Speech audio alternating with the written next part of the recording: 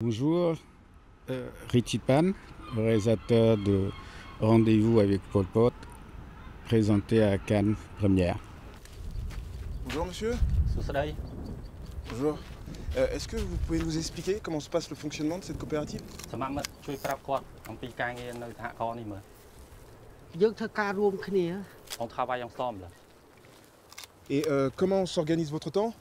Qui fait quoi? Le résumé du film, c'est un voyage au Cambodge qui n'est pas abouti, quoi. À travers ce voyage-là, c'est toute une forme, toute interrogation sur le travail, tout ce qui est le travail du journalisme. Qu'est-ce que c'est une manipulation? Qu'est-ce que c'est une idéologie? Qu'est-ce que c'est un crime contre l'humanité? Qu'est-ce que c'est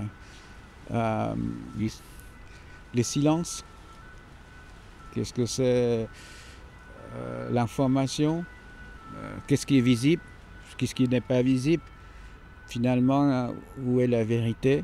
Vous avez trois personnages qui ne sont pas tous journalistes. Il y en a une qui est journaliste, qui essaye de noter tout, par peur, parce que le pays est fermé depuis plus de 3 ans. Elle note, elle analyse, qu'est-ce qui va, pourquoi. Que le crime de masse, ce n'est pas seulement les morts, ce n'est pas le nombre de morts, c'est aussi le silence. Et puis vous avez un photographe que j'imaginais grandir en Afrique. C'est un photographe français d'origine africaine, ivoirien. Peut-être il a grandi assistant à l'arrestation de Lumumba. Et finalement, lui, il ne parle pas beaucoup, mais il sait lire les choses en images. Puis vous avez un intellectuel, gauchiste, révolutionnaire, sans doute spécialiste de la région, qui a peut-être des origines modestes, et qui a un engagement réel, sincère, qui croit en utopie, qui croit en vivre ensemble, qui croit en la justice. De cette pureté de pensée d'un intellectuel, comment il va confronter la réalité de l'application de cette révolution dans la vie des gens, comment une révolution peut désorganiser une société.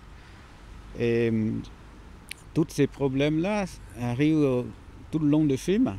C'est aussi un film sur les Khmers rouges parce que c'est l'histoire que j'ai vécue, c'est mon histoire. Je ne cherche pas à fuir.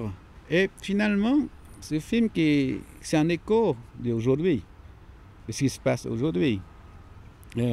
Cette radicalisation, on est très radical maintenant, on doit choisir son camp vite, hein, au rythme des actualités aussi rapides, mais en même temps plein de manipulations aussi.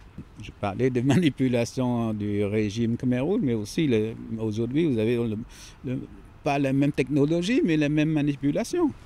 សមត្ថមិត្តយើងធ្វើការនៅទីនេះពេញមួយថ្ងៃធ្វើអីខ្លះហើយអ្នកណាធ្វើអីអ្នកណាធ្វើអី អង្គការជាអ្នកប្រាប់យើងថាត្រូវធ្វើអីខ្លះខ្ញុំថាមិនទៀត គេសួរអីឆ្លើយហ្នឹងហើយ